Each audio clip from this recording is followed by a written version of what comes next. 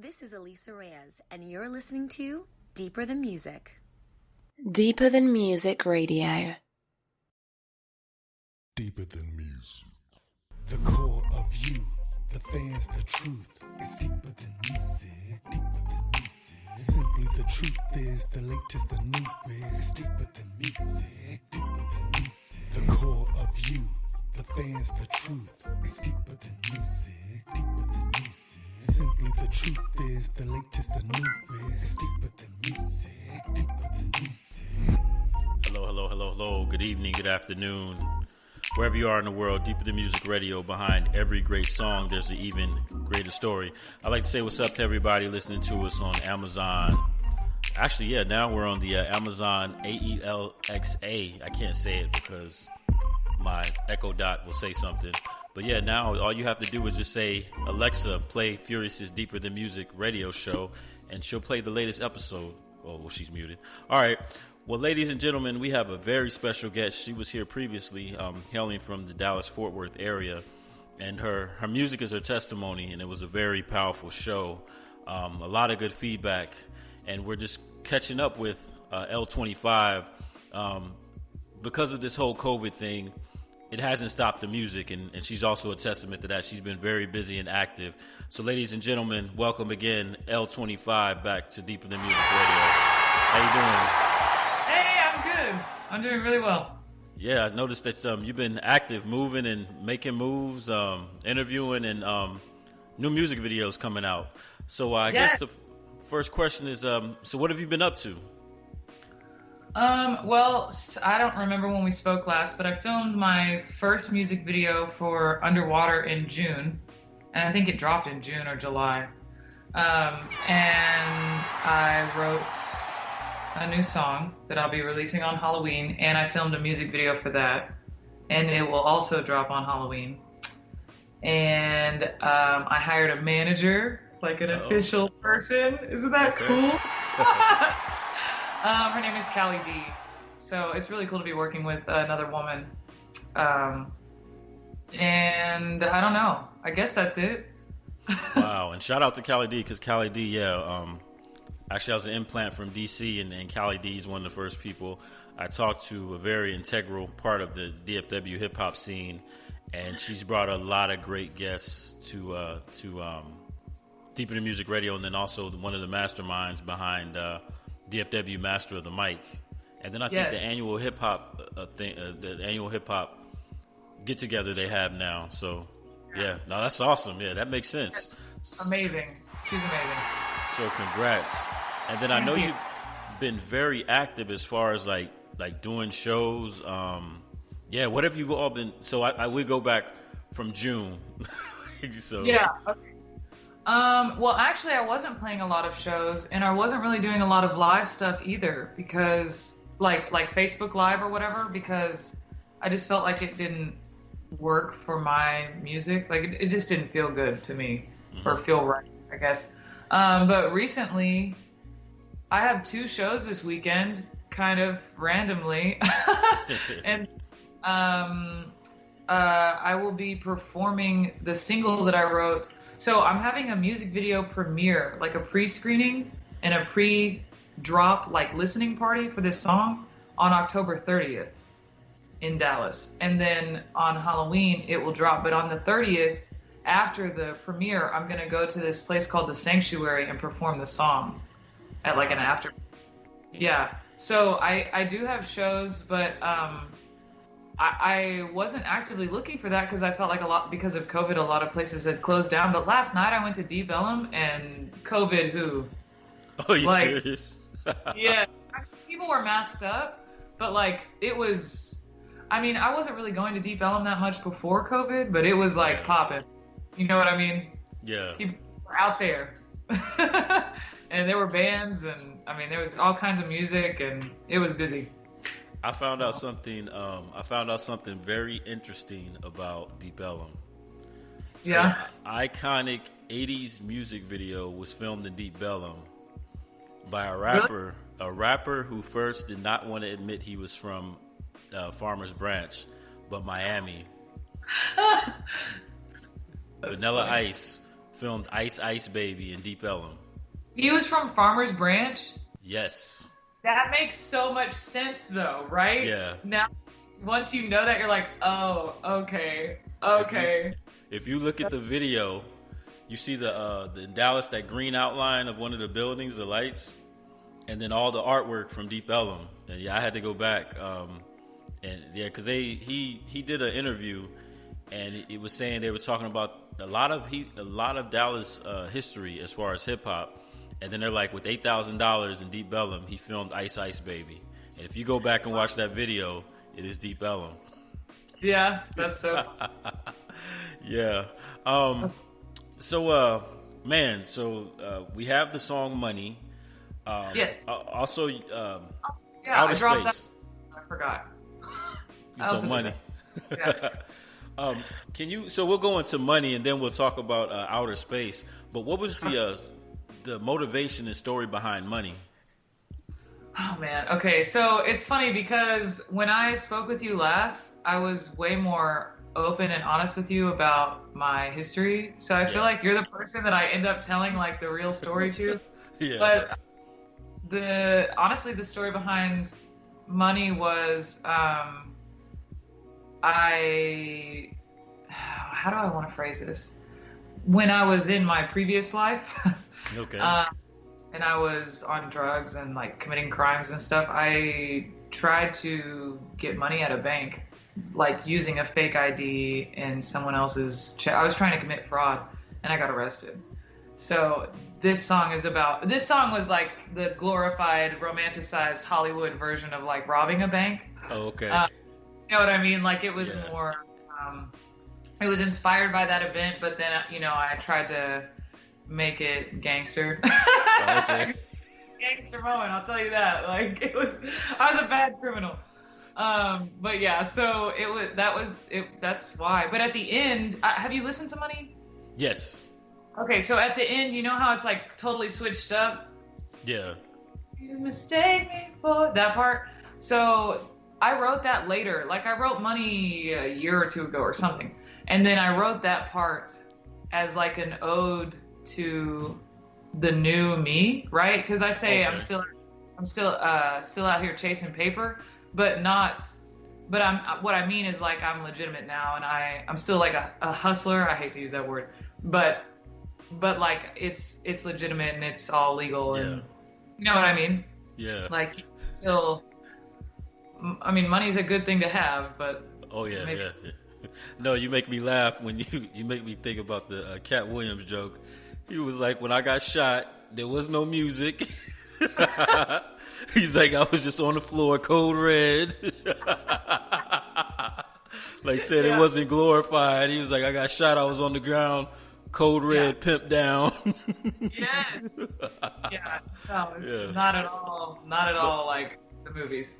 But like I said, like the one cool thing about you is like your testimony, you've come from that place and you've created such this great, wonderful music. And from our first interview, a lot of people responded, and you're in a good place now. Like you're working with calliedee, so your story is a testament.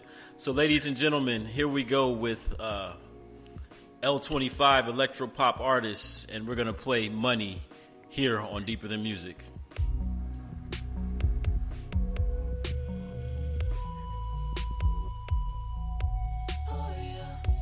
Deeper Than Music Radio.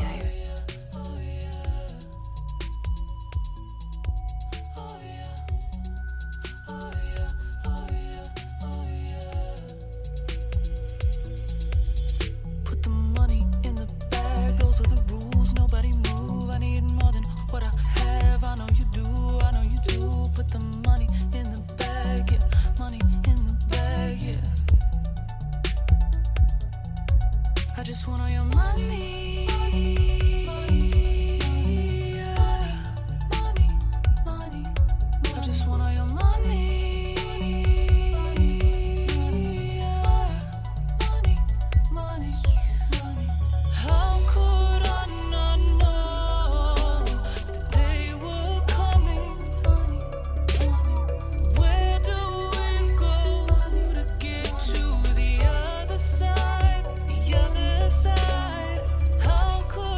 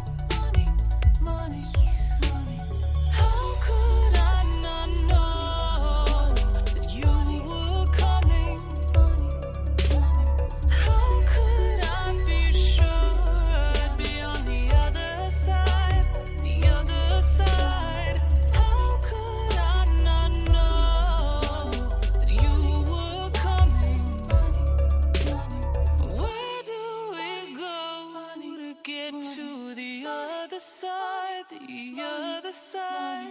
Who do you mistake me for? There ain't no going back. Still out here chasing paper. Get them stacks. You know my time ain't free.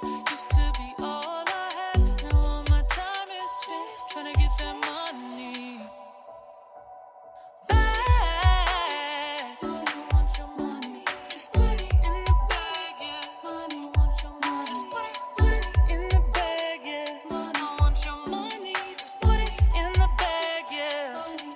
Money. Deeper Than Music Radio. Ladies and gentlemen, Money L25. Man, it's like reminds me of like Set It Off. What does that sound like? Just the movie Set It Off with just the movie. It was like Jada Pinkett, Queen Latifah, Vivica Fox, and it's a movie that came out in the '90s, and they robbed banks. Like they needed money and they robbed. It's a pretty good movie. I'm gonna watch it. Back in like, with Blair Underwood, but it's like Vivica Fox is like she owns a bank, she gets robbed. Jada Pinkett's trying to send her cousin or her brother to college, and then like they all work for a cleaning company. Just they all needed money, and it was like, look, Vivica Fox got fired when the bank got robbed, and she's like, hey, I know banks inside and out. So that's a pretty good '90s movie. Okay, cool. And Queen Latifah plays Cleo, and she sets it off. Yeah, it just kind of reminds me of that movie.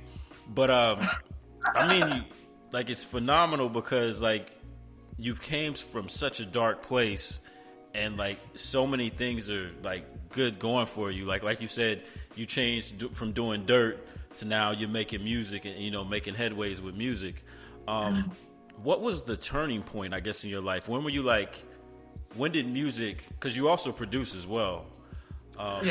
When did you decide, like, you know what, let me stop this and let me go full force into music? Well, actually, I went to jail for a while. So I got arrested like 5 times in 6 months. So that was fun. And on the last time they said, I was out of 3 counties. So one of the judges said, we're going to revoke all of your bonds, and we don't know what we're going to do with you yet, but you're going to go to prison or you're going to go to rehab, like a judicial treatment facility. And that was terrifying, obviously. That I was sitting in there for like a month, and then they told me that, right? So then I had to sit at each county and wait to be indicted. Wow. And that's 7 months total. And then at the end of that I did have a good lawyer that helped me very, very much. And he believed in me, and that helped a lot. So in the last county, he kept telling every county, like, we want to send her to rehab, but you got to let Dallas County sentence her because that's the last place she's going.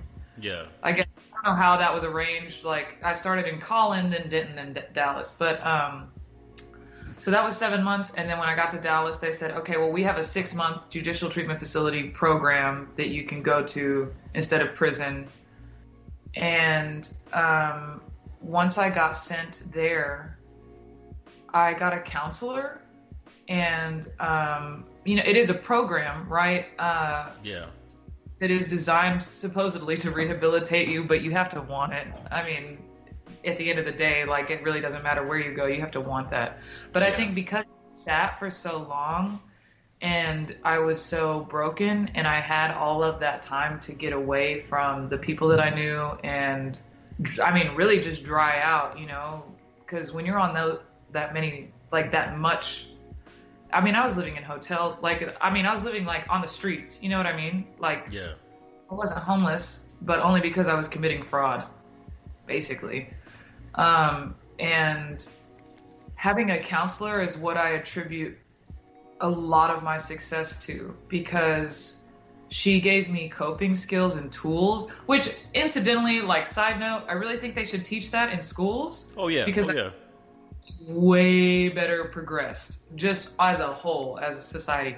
But you know, she really helped me, and she really, I don't know if I would say she loved her job because I can't speak for her, but she like really cared about me and really helped me and like pushed for me and like saw it through till the end. You know what I mean? And then when I got out, I was on like a really intensive drug court program where you have to like go 3 times a week just to like intensive outpatient treatment, and you've got to go to a different counselor and you like all this stuff.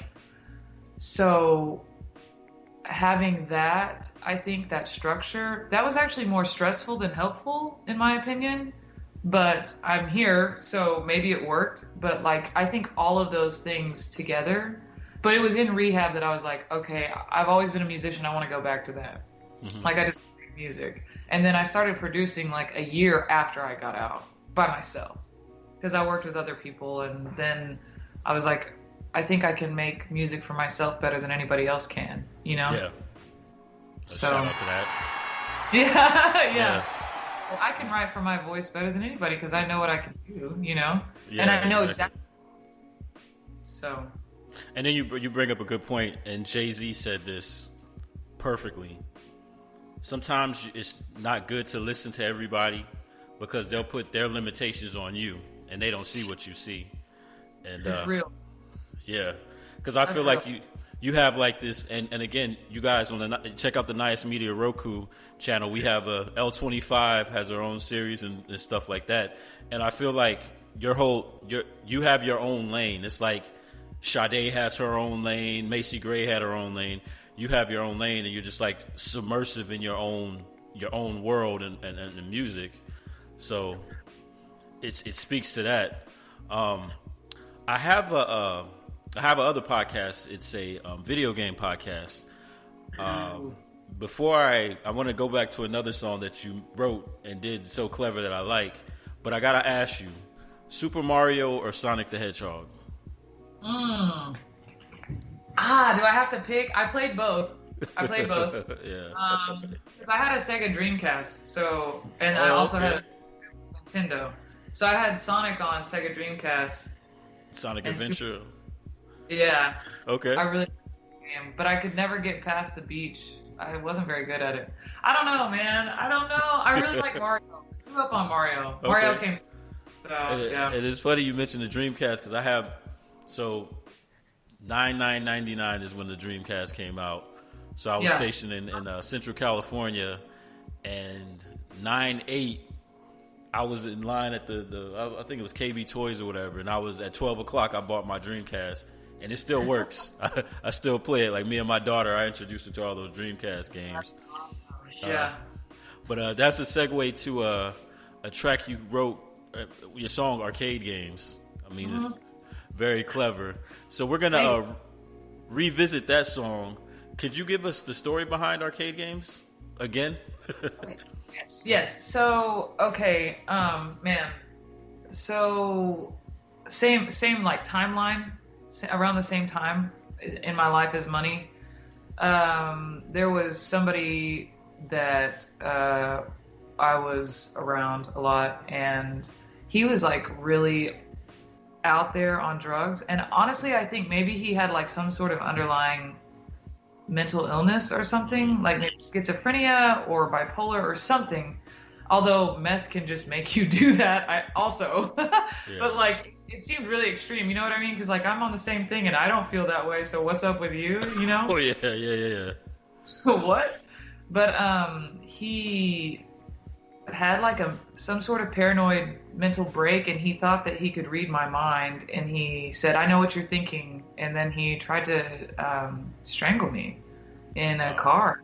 Like he was sitting behind me in a car, and he like grabbed this chain that I had around my neck, and like it was crazy because there were other people in the car and nobody said anything because like what do? You know what I mean? Because he was carrying. So what are you gonna argue with the big guy? Oh yeah. And we're in Texas too. Yeah, we're in Texas too. So yeah. So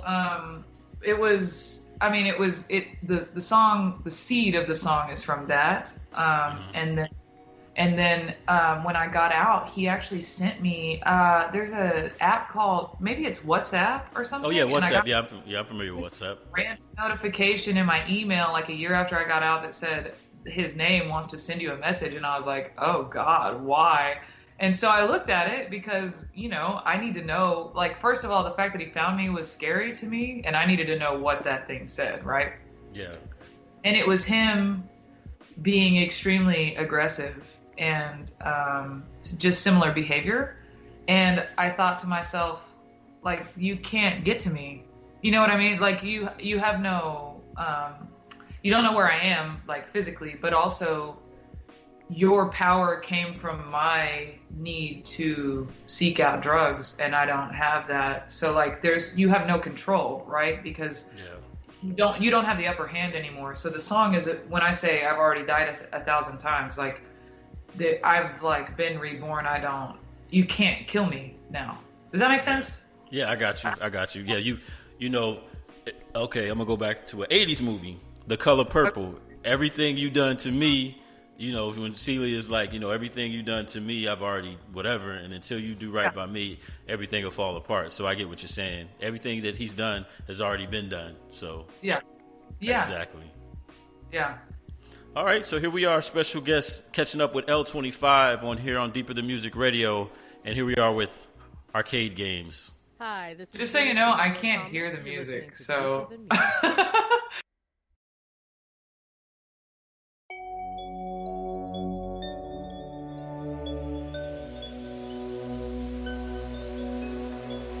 It's always something for nothing with you.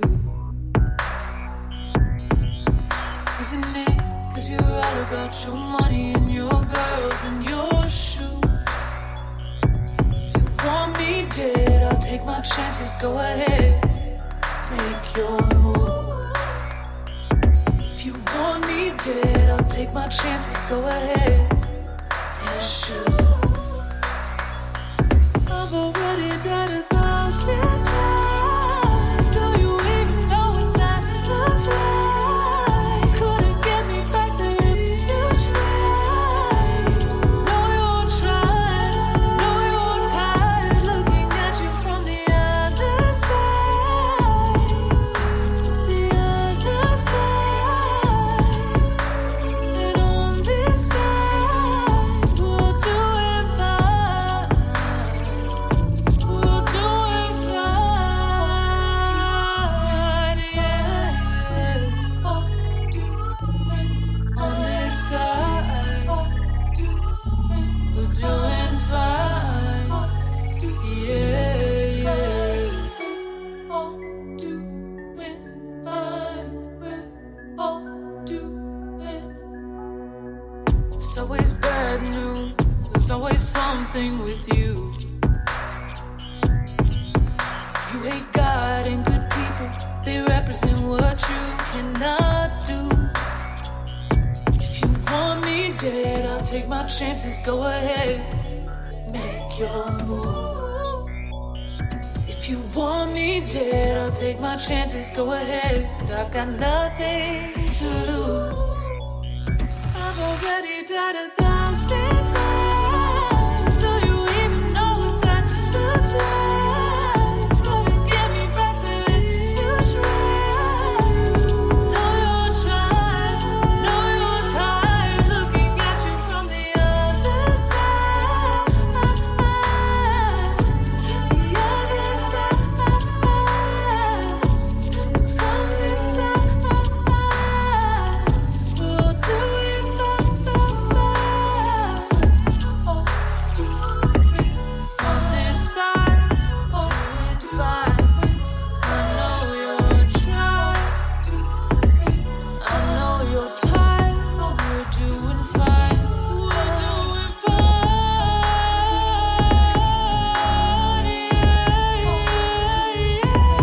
Yeah, yeah,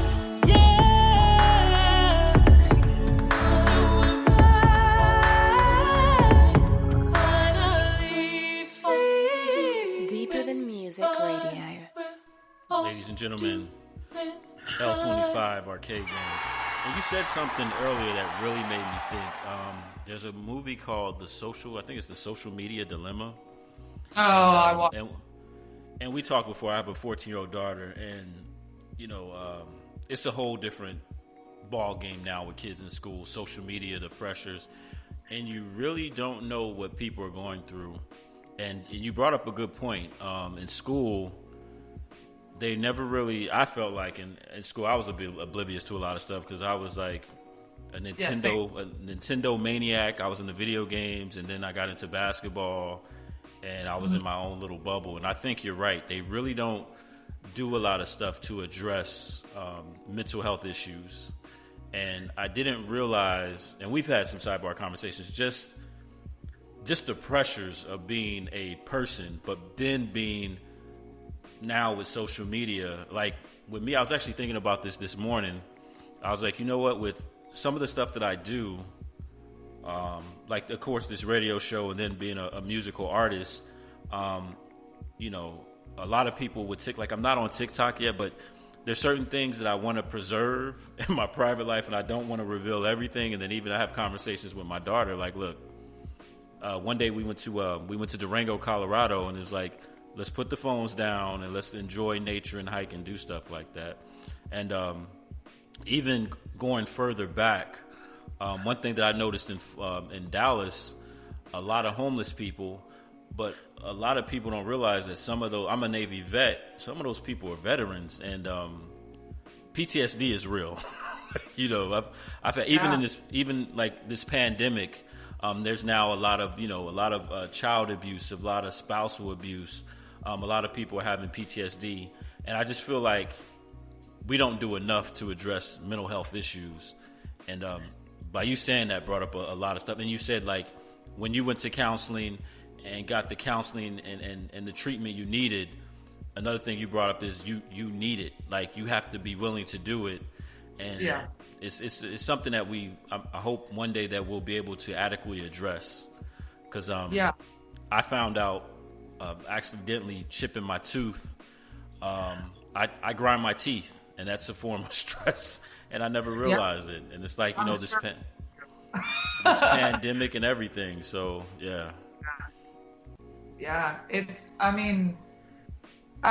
even just the things that she taught me as far as like coping skills, like she was like, hey, she would have me like fill out like worksheet type stuff, and she'd be like, okay, you're codependent, extreme codependent, like you are the textbook definition. And I'm like, okay, whatever. At the time.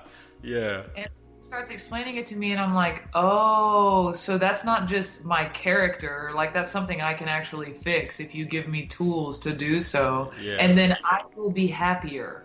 You know what I mean? I will say though, like, it's work, like it's hard, and you're gonna cry probably, and because you're basically, what you're doing when you go to a counselor is you're allowing somebody else to help you tear yourself down and build yourself back up, like the military does, right? Like, you're letting somebody, well, in theory, if the counselor is good, and I guess it depends on if you're in like therapy versus psychology or whatever, but like, you're giving somebody access to you and being vulnerable so that they can honestly like remove some of those character defects, but you have to be willing to do hard stuff, like have hard conversations with other people, or have hard conversations with myself, and like really look at myself and be like, man, I don't like that, but I'm so used to it, Yeah.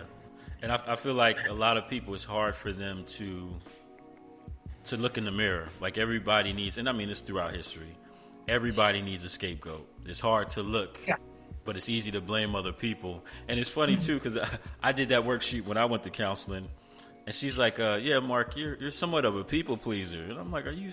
Yeah. No, I'm like, hell no. But then after it sunk in, I was like, yeah, I do need to set boundaries, because I try to, So I say yes to everything. Yeah. I wouldn't say I do that anymore. You're okay. Outerspace. Yes. Let's talk about the song. Like, what was the meta? Because you always have, like, you have a song, the title, but there's something deeper into it. So I feel like this is the same thing with Outerspace. No, okay, so here's the thing. So Outerspace is my birthday song, okay? I wrote it before my birthday and I was feeling myself and it was like I wanted to write a song. I mean, okay, let me back up. So the whole time I've been making music, I mean, even before like now, like when I was a kid, I always said I just want people to dance to my music, right? Like, I really just want to be in a room and I want people to dance. And I didn't know what that meant necessarily, I guess, at the time. But when COVID hit and I couldn't play anymore, it gave me a lot of and I was on unemployment for a little bit. It gave me a lot of downtime to just like experiment. And so I was listening to a lot of like Doja Cat and Queen Herby and like all these artists that are very pro like women empowerment type, you know, boss lady stuff. And I wanted to write a song like that. So this is my song like that. This is my like I'm it song. You know what I mean? Okay. A celebration of me feeling amazing and like maybe being a little more self-actualized and in a happier place. Okay. So it is deep, I guess, but it comes across probably as it's more pop, I would say. Okay, and when that drops soon. Oh. Huh? Oh, I said, when is it dropping? Halloween. So ladies and gentlemen, Halloween, Outerspace, L25. Yeah. And we're gonna have to catch up post October 30th and catch up and hear the song. Okay. There was also something that was on the summer. It was you, the High Moons. Was it Girls Rock but we didn't have it because of COVID. Well, we did it online. So that was a music camp. Oh, okay.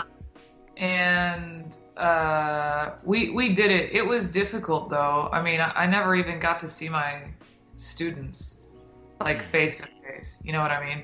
They could send videos, but it was difficult. Also because it was like right when COVID happened and they didn't, you know what I mean? Well, I guess it wasn't. It was just like 3 months, but it was so unexpected and we kept thinking like maybe we can make it happen and it just didn't. Yeah. So and again, thank you for being on the show and catching up. And I can't wait for Outerspace and people who are in the DFW area. You're also, there's like a party, right? Or premiere. So those tickets are available. They're $30. There's alcohol. There's food. I'm gonna have go-go dancers. I have a host that's a drag queen in Dallas called Bleach. I have Lady J-Rock DJing. Like it's a party. And it's at Rainbow Vomit, if you're familiar. If you're from DFW. So DFW, do you know? I'm familiar with the area. Yeah, I'm familiar with the space. Unfortunately, I'll be in Southern Illinois, but I'll be there in spirit. Okay. Well, okay, so I actually mentor a girl who's 15 that wants to be a YouTuber, and she's going to be there live streaming it. Oh, okay. Send me her YouTube, and I'll be there in attendance virtually. I mean, that's our new world, right, with COVID. So yeah. So one of my last questions, and then we can do shameless promotion, and we'll close out with another song. I'm trying to see what here we can do. Paper Cages, another one of my favorites. What would you say to somebody that was in your shoes, but they haven't had that moment of clarity? What advice would you give them to get out or pursue something better than, like, say they're, with the wrong crowd? Or what advice would you give them? That's hard because you don't listen to people until you're ready. But that's true.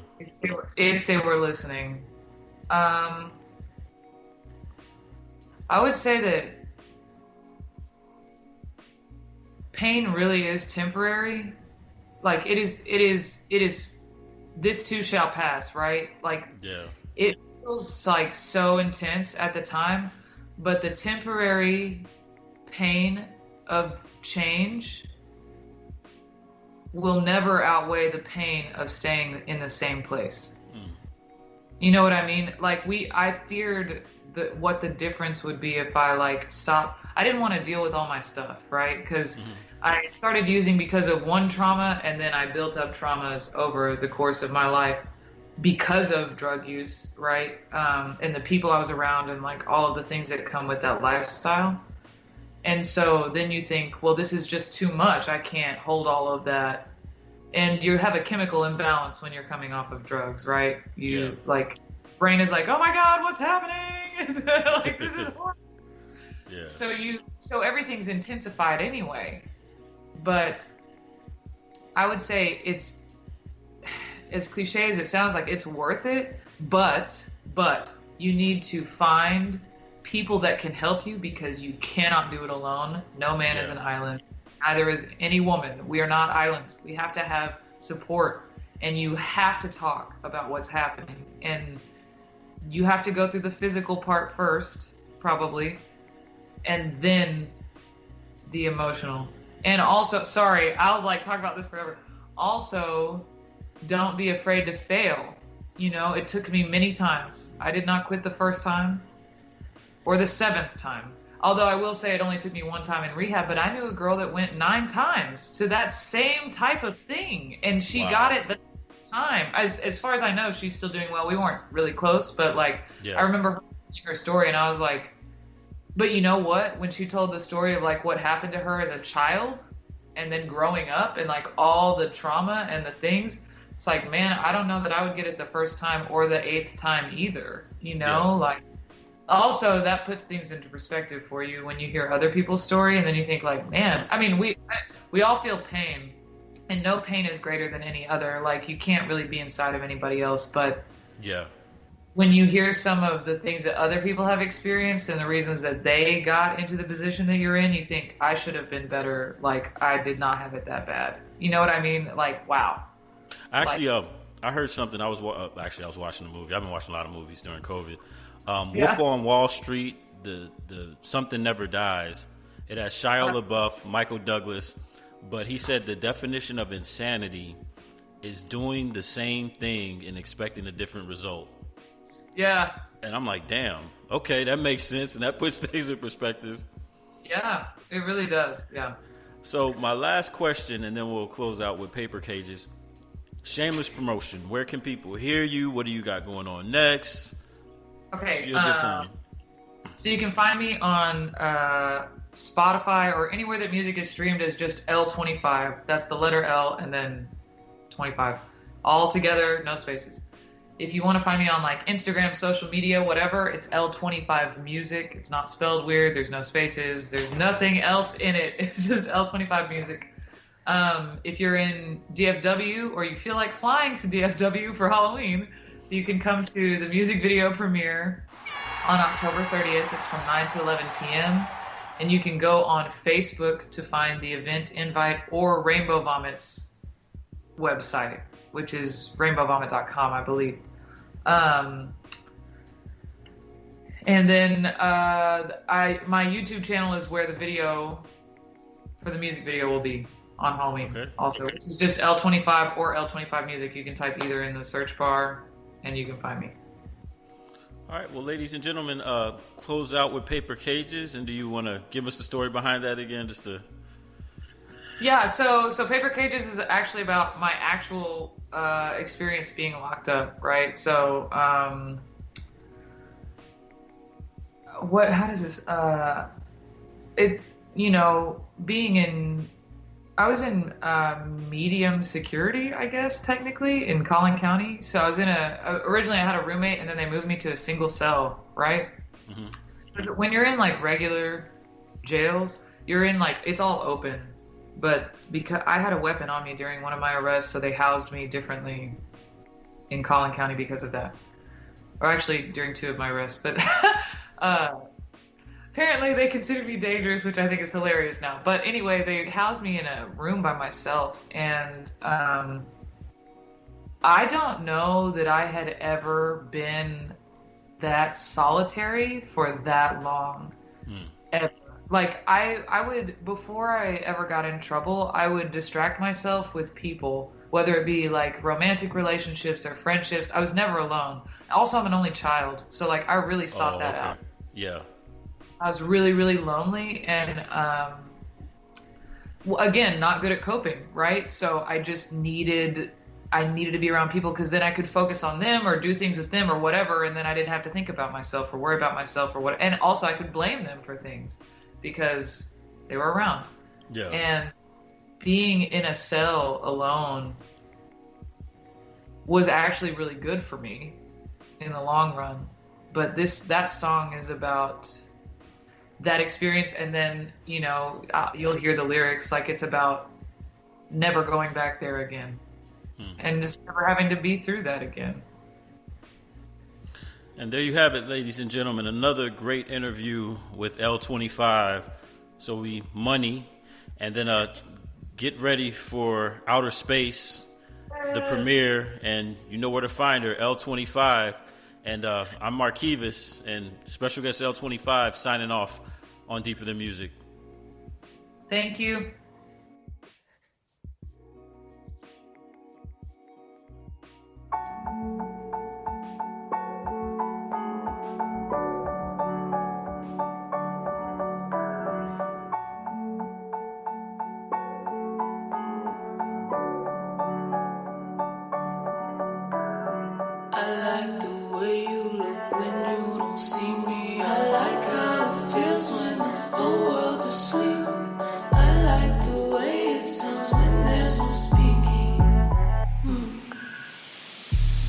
Sounds like, oh no, here we go again. You get what you paid for, and I know these bars won't ever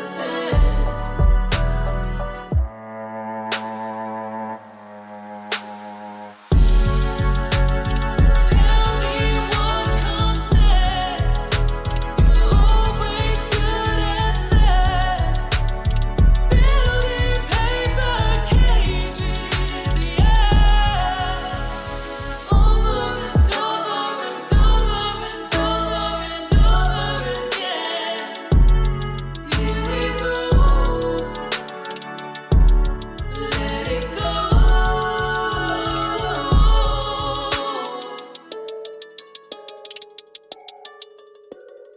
I'm just a number that sleeps in a room with a number on the door so they remember who's who.